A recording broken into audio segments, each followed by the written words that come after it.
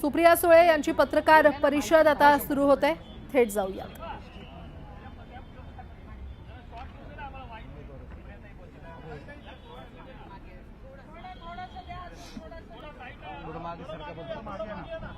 पत्रकार सोडून बाकी थोडं मागे आपले कार्यक्रम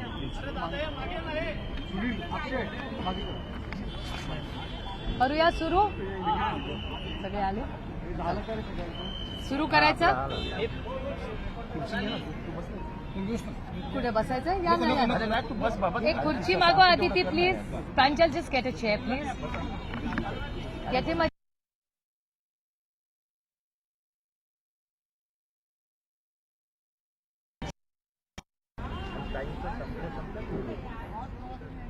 चला, शॅल वी रोल। नमस्कार। आज बाप्पा, संदीप भैया, जितेंद्र आव्हाड हे तिघं गेले जवळपास महिनाभर जी घटना बीड आणि परभणीमध्ये झाली त्याबद्दल पोटतिडकीने सातत्याने हे सगळे प्रत्येक मार्गाने त्या दोन्ही कुटुंबाला न्याय मिळेल ह्याच्यासाठी प्रयत्न करतायत। संसदेमध्ये पहिला आवाज कोणी उठवला असेल तर त्या व्यक्तीचं नाव बजरंग अप्पा सोनवणे। बजरंग अप्पा सोनवणेंनी ही घटना झाल्या तातडीने ते पार्लमेंट कामकाज सुरू असताना कामकाज सोडून बीडला गेले। बीडमधून सगळी माहिती घेतली, तातडीने दिल्लीला परत आले। आम्ही दोघं एकत्र, त्यांचा हट्ट होता की ताई नाही मला आजच रेज करायचं, म्हणून आम्ही पहिलं स्पीकर ऑफिसला चिठ्ठी पाठवली। चिठ्ठीला ते म्हणले आज पॅक्ट आहे, म्हणून ते म्हणले नाही ताई मला आजच रेज करायचं, म्हणून आम्ही स्पीकर साहेबांना जाऊन भेटलो। त्यांनी पहिल्या दिवशी परवानगी, ते म्हणले अहो स्टेट इश्यू आहे, तर ते म्हणले स्टेट इश्यूचा विषयच नाही, हा रेज करायलाच पाहिजे। आणि परभणी आणि बीड ह्या दोन्ही केसेसमध्ये बजरंग अप्पा हा पहिला व्यक्ती आहे ज्यांनी पार्लमेंटमध्ये या दोन्ही जे कोणी गुन्हेगार असतील त्यांना फाशीची शिक्षा झाली पाहिजे ही मागणी त्यांनी केली। त्यानंतर ते या देशाचे गृहमंत्री अमित भाई शहांना भेटायला गेले, त्याचे फोटो तुमच्या सगळ्या चॅनल्सवरही होते। तिथे त्यांनी पाठपुरावा केला। ते दिल्लीत चालू असताना इथे विधान भवनमध्ये संदीप क्षीरसागरांनी पहिले ग्रहस्थ, पहिले आमदार, पहिले लोकप्रतिनिधी माणुसकीच्या नात्याने त्यांनी हा मुद्दा मांडला। त्यांनी तो जितेंद्र आव्हाडांनाही सांगितला, त्यांच्या जिल्ह्याचा होता म्हणून त्यांनी पहिलं लीड घेऊन तो मुद्दा मांडला। नंतर जितेंद्र आव्हाडांनी सातत्याने मांडला, रोहित पवारांनी मांडला, त्यानंतर सुरेश धसांनी मांडला, त्यानंतर नमिता मुंदडांनी मांडला। अशा अनेक लोकांनी हे मुद्दे गेले 30 दिवस सातत्याने मांडलेले आहेत। मी जाहीरपणे मीडियाचे आभार मानते की माणुसकीच्या नात्याने एक अतिशय क्रूर घटना, दुर्दैवी घटना ही परभणी आणि बीडमध्ये झाली, पण माणुसकीच्या नात्याने we are all on the same side. आपल्या सगळ्यांची एकच भावना आहे, ही क्रूर हत्या जी झालेली आहे, चुकीची घटना जी झाली आहे त्याला न्याय मिळावा। त्यामुळे कितीही दुर्दैवी घटना असली तरी एक आशेचं किरण एवढंच आहे की सगळ्यांनी स्वतःचे राजकीय मतभेद बाजूला ठेवून माणुसकीचा नात्याने मीडिया आणि हे सगळे लोक आज उभे आहेत। आणि शेवट जोपर्यंत त्या कुटुंबाला, दोन्ही कुटुंबांना न्याय मिळत नाही तोपर्यंत माणुसकीच्या नात्याने सगळं राजकारण बाजूला ठेवून त्या कुटुंबाला न्याय देण्यासाठी आज हे सगळे प्रयत्न करत आहेत। अंजली दमानी आताही असतील, त्यांच्याबद्दलही मी तुमच्या चॅनलवर सातत्याने पाहते, त्या तिथे जाऊन राहिल्या, त्यांनी अनेक प्रश्न विचारले। त्याच्यामुळे गेले 30 दिवस सातत्याने हे सगळे माझ्याबरोबर आज बसलेले श्री सुरेश धस असतील, अंजली दमानी आताही असतील, या सगळ्यांनी अनेक प्रश्न विचारलेत। काहींची उत्तरं मिळाली, काहींची नाही। मी गेले अनेक वर्ष पार्लमेंटमध्ये काम करते, म्हणून मी एक थोडासा वेगळा प्रश्न ह्याच केसमधला मांडण्यासाठी यांच्या सगळ्यांच्या मदतीने आणि परवानगीने इथे बसलेली आहे। पीएमएलएचा कायदा हा ब्लॅक मनी म्हणजे काळा पैसा रोखण्यासाठी, याच्यासाठी पीएमएलएचा ऍक्ट यूपीए सरकारने आणलेला। त्या काळातली भाषणात काय पार्लमेंटमध्ये झालं आता हे त्या इतिहासात मी पडत नाही, पण पीएमएलए ऍक्ट आला। पीएमएलए ऍक्ट मध्ये असं लिहिलेलं आहे, हा तो पीएमएलए ऍक्टचा कागद आहे, तुम्हाला सगळ्यांनाच माहिती आहे, त्याच्यात काही नवीन नाही। Offences under Indian penal code 45 of 1860 त्याच्यात नंबर आहे 384 and 389. Offences relating to extortion जे हा पीएमएलएचा शेड्यूल आहे त्याच्यामध्ये एक्स्टॉर्शन हे पीएमएलए मध्ये येतं. आता मला दोनच प्रश्न सरकारला विचारायचे आहेत, कारण का हे फायनान्स मिनिस्ट्रीच्या अंडर येतं. आता हा एक कागद जो सातत्याने बजरंग अप्पा आणि संदीप भैया मांडतायत तुम्हाला आधी दाखवलेला आहे की ED enforcement director ministry of finance हे केंद्र सरकारमध्ये येतं. या कागदावर असं लिहिलेलं आहे, तारीख आहे 14/3/2022 साली वाल्मिक कराडांच्या नावाने हा कागद आहे. हा तुम्ही सगळ्यांनी कदाचित तुमच्या चॅनलवर पाहिलेला आहे. हा finance ministry government of India हा कागद आहे, त्याची ही नोटीस आहे. ही तुम्ही पाहिलेली असावीच मला वाटतं. हा झाला पहिला मुद्दा, हा पीएमएलएचा आहे. आता पीएमएलएची अनेक उदाहरणं महाराष्ट्रात झालेली आहेत आणि हा एक्स्टॉर्शन त्याच्यात येतं आणि आज वाल्मिक कराड हे एक्स्टॉर्शन मध्ये आज आहे. त्याच्यामुळे माझा एकच सोपा सरळ प्रश्न सरकारला आहे, महाराष्ट्र आणि केंद्र सरकारला, की वाल्मिक कराड जर एक्स्टॉर्शन अंडर त्यांची अरेस्ट झालेली आहे तर ईडी आणि पीएमएलए हे का लावले गेले नाहीत. Very simple it is. त्याच्यात अनेक उदाहरणं महाराष्ट्रात गेल्या 4 वर्षात आपण पाहिली आहेत. मग अनिल देशमुख असेल, संजय राऊत साहेब असतील, नवाब मलिक असतील, किती तुम्हाला उदाहरणं सांगू ज्याच्यात पीएमएलए मध्ये ज्या पद्धतीने म्हणजे देशमुख साहेब, अनिल देशमुख साहेबांची तर केस हेरसे होती. कोणीतरी म्हणलं माझ्या कानावर अशी गोष्ट आली, आजही कुठलाही प्रूफ नाही. कानानी म्हणजे एकानी सांगितलं की 100 कोटी रुपये मागितले म्हणून त्यांच्यावर पीएमएलए झाला, ईडी लागली, त्यांना अटक झाली. इथे तर आहे हा कागद, इथे आहे ज्याच्यामध्ये नाही तो हा कंपनीची, आता कंपनीचा कागद हा एफआयआर आहे. ह्याच्यामध्ये या एफआयआर आहे 11/12/24चा. त्याच्यात हा पुरा कागद आहे. हा एफआयआर जो झालेला आहे त्याच्यात वाल्मिक कराडांचं नाव आहे. हे बघा इथे वाल्मिक कराडांचं नाव आहे आणि वाल्मिक कराडांचं नाव असताना त्या एफआयआर मध्ये हा कोणी राजकीय व्यक्तीने केलेला एफआयआर नाहीये, हा कंपनीने केलेला एफआयआर आहे. इथे बघा अवधा कंपनीने 2 कोटी रुपये 28/5/24 हे सगळे डॉक्युमेंट्स आहेत. I am happy to share them. ह्याच्यामध्ये म्हणजे तुम्ही विचार करा की खून झाला जेव्हा संतोष भाऊंचा, तेव्हा 2 दिवस आधी ऍक्शन झाली नव्हती जेव्हा पोलिसला माहिती होतं. आणि एक्स्टॉर्शन जेव्हा झालं, ऑलरेडी ही ईडीची नोटीस वाल्मिक कराडांच्या नावाने ऑलरेडी एक्झिस्टिंग आहे. ही असताना जेव्हा ऑफेन्स हा एफआयआर हे बघा ऑफेन्सेस ऑफ एक्स्टॉर्शन असताना, हे सगळं असताना हा जो एफआयआर केला त्याच्यात ऑलरेडी 22 मध्ये त्यांच्यावर ईडीची केस आहे, नोटीस आलेली आहे, ही परत आहे. तर एक्स्टॉर्शनची ही नोटीस कंपनीने केलेली असताना व्हाय इज देअर नो ऍक्शन?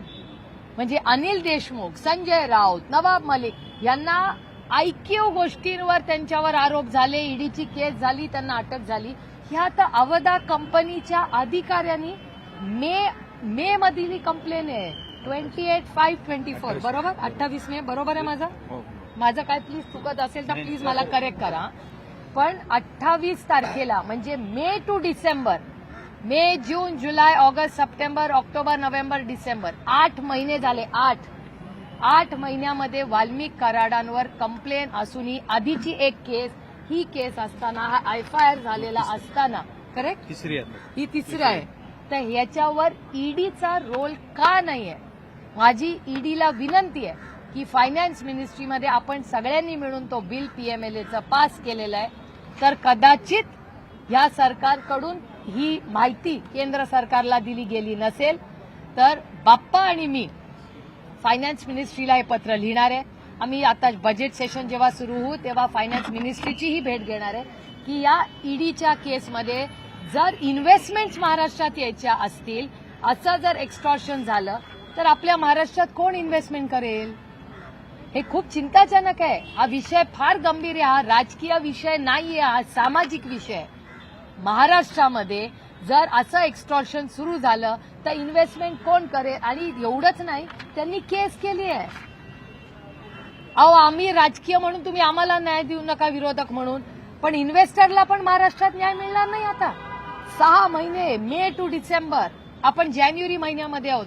का या कागदावर ऍक्शन केलेली नाही? का ईडी आणि पीएमएलएची ऍक्शन झाली नाही याच्यावर? याचं उत्तर आम्हाला द्यावं लागेल. आणि माझे 3च प्रश्न या सरकारला आहेत की संतोष देशमुखांचा हत्या हा एक केस आणि दुसरी फायनान्शियल फ्रॉडची.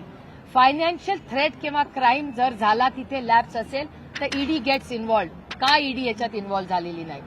2 दिवसाची गॅप, पुन्हा सांगते, हे आता इंटरकनेक्टेड आहे. म्हणजे वाल्मिक कराडांना ही स्पेशल ट्रीटमेंट सातत्याने का दिली जाते? 2 दिवस जेव्हा धमकी दिली, 2 दिवस तेव्हा जर पोलिसने ऍक्शन घेतली असती तर कदाचित संतोष भाऊंची हत्या झाली नसती. आणि 6 महिने हे जर एक्स्टॉर्शन वर पीएमएलए जर ऍक्शन घेतली असती तर कदाचित अवधा कंपनीच्या पुढे एक्स्टॉर्शनचा इश्यूच राहिला नसता. आता ह्याचं उत्तर आम्हाला महाराष्ट्र सरकारला द्यावं लागेल. आणि पुढची गोष्ट, आणि हे मी एकटी मांडलेलं नाहीये, ह्याच्यात ह्या सगळ्या गोष्टी ह्यांनी सगळ्यांनी मांडलेल्या आहेत, सगळ्या पक्षातल्या लोकांनी मांडल्या आहेत, अंजलीताई दमानेंनी पण मांडले. पण ह्याच्यापुढे आम्हाला काही उत्तर मिळत नाही. त्याचबरोबर ही एक बागी असताना लाडली बहीण योजना, या योजनेचे अध्यक्ष, प्लीज आय स्टँड करेक्टेड, माझं काही चुकीचं असेल तर I am happy to be corrected, की जेव्हा बीड मध्येची जी कमिटी आहे त्याचे अध्यक्ष हे करेक्ट परळी तालुक्याचे अध्यक्ष आजही करेक्ट आजही वाल्मिक कराड आहे. आता ही योजना आली कुठल्या महिन्यात? ही लोकसभेनंतर आली. लोकसभेच्या आधीच हा एक्स्टॉर्शनचा गुन्हा होता. ज्या माणसावर एक्स्टॉर्शनचा गुन्हा आहे त्याला तुम्ही महिलांच्या या लाडली बहीण योजनेचा अध्यक्ष करता, जे किती असंवेदनशील. It's just shocking. मला ह्या 3च प्रश्नाची उत्तरं पाहिजेत की हे ईडी आणि पीएमएलए का नाही ह्याची अंमलबजावणी झाली? आज 30 दिवस झाले त्या हत्येला, क्रूर हत्येला. आजही एक त्यातला खुनी इन्व्हॉल्व जो आहे तो फरार आहे. तर त्याचं उत्तर सरकारला आपल्याला द्यावं लागेल. आणि लाडली बहीण योजनेचा आजही परळीचे ते अध्यक्ष आहेत. त्याच्यामुळे अनिल देशमुख, संजय राऊत, नवाब मलिक यांना या देशात एक कायदा आणि वाल्मिक कराडांना एक कायदा, असं का? मी कुठलाही आरोप करत नाही या सरकारवर.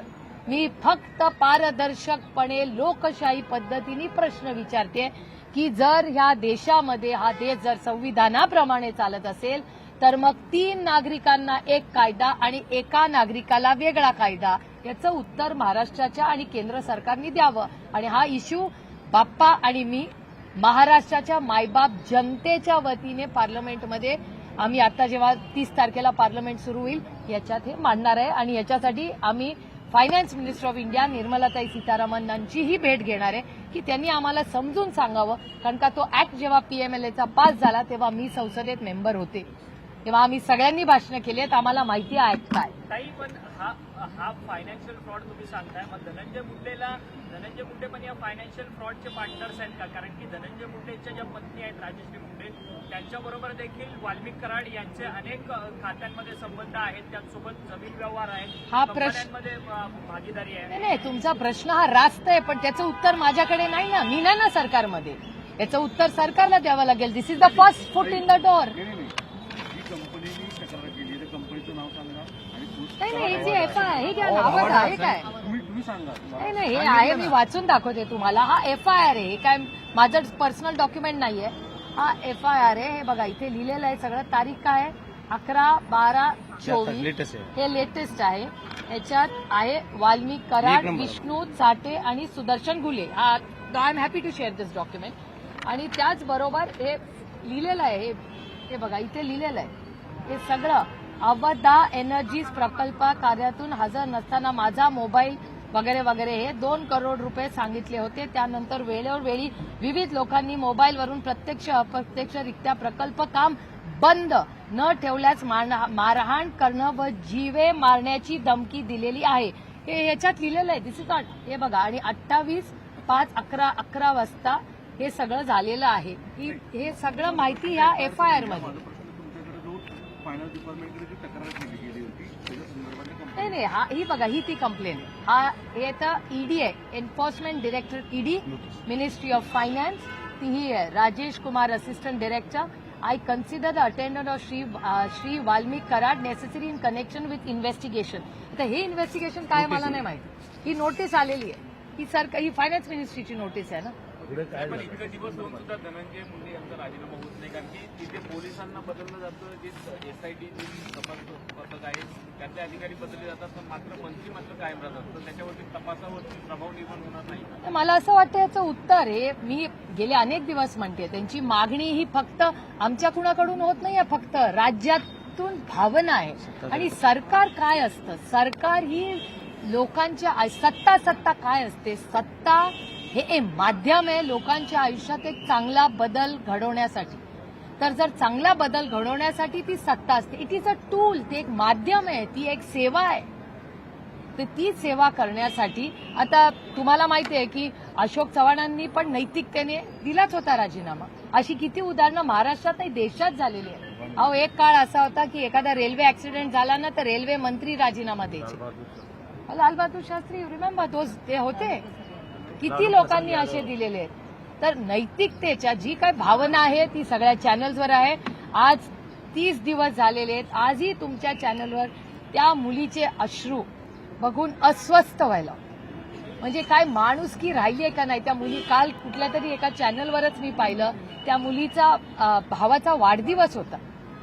म्हणजे अस्वस्थ, म्हणजे मला आश्चर्य वाटतं की ह्या सरकारमध्ये काही संवेदनशीलता राहिली आहे का नाही. आणि एकच गोष्ट म्हणजे एवढ्या अंधारामध्ये एकच आशेचं किरण आहे की आज भारतीय जनता पक्ष आणि त्यांचे काही मित्र पक्षात आजही काही संवेदनशील नेतृत्व आहे.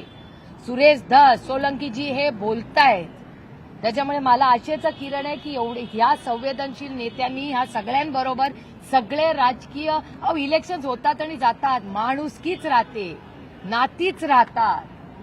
गृह मंत्रालयाचं हे फेल्युअर आहे का? कारण की आज 1 महिना होतोय हत्येला आणि तरी देखील कृष्णा आंधळे नावाचा जो 7वा आरोपी आहे तो अजून देखील अटकेत नाहीये. पोलीस आपला तपास करतात, परंतु पोलिसांना यश प्राप्त होत नाहीये. मला महाराष्ट्राच्या पोलिसांचा खरं सांगू सार्थ अभिमान. मला महाराष्ट्राचे पोलिसांबद्दल म्हणजे जेव्हापासून मी लहानपणापासून बघते त्या वर्दीचा मला अभिमान आहे, त्या व्यक्तींचा मला अभिमान आहे. एक कॉम्पिटेटिव्ह एक्झाम घेऊन या पोलीसमध्ये भरती होतात, कष्टांची परिकष्ट करतात. न्यू इयरला आपण सगळे एन्जॉय करतो तेव्हा ते ड्युटीवर असतात. पण ती जी यंत्रणा त्यांच्या मागे, पोलीस वाईट नाहीये, पोलीसच्या मागे जी व्यक्ती आहे जी त्याला चुकीचं काम करायला लावते, अनेक वेळा अशी घटना महाराष्ट्रात झालेल्या आहेत ज्या पोलिसांनी सांगितलंय बाबा हे मी करू शकत नाही, मग बदली पण झालेली. त्यामुळे ह्या गोष्टीचा विचार. आणि दुसरं आता फायनान्शियल फ्रॉडचं पण उत्तर द्यावंच लागेल ना. म्हणजे 2 केसेस आहेत त्या, एक फायनान्शियल फ्रॉड ईडी आणि पीएमएलएची आणि दुसरी खुनाची. खून झाला या देशातल्या राज्यातल्या एका मुलाचा. त्या कुटुंबाला न्याय नाही देणारी नैतिकता गेली कुठे या समाजातली, हा प्रश्न आणि या सरकारमधली हा प्रश्न मला पडतो. उपमुख्यमंत्री मॅडम, गृहमंत्री आणि उपमुख्यमंत्री धनंजय मुंडे यांना पाठीशी घालतात असं वाटतंय? आणि बोला 100% घालताय. ही भावना आहे लोकांची, मस्तच आहे.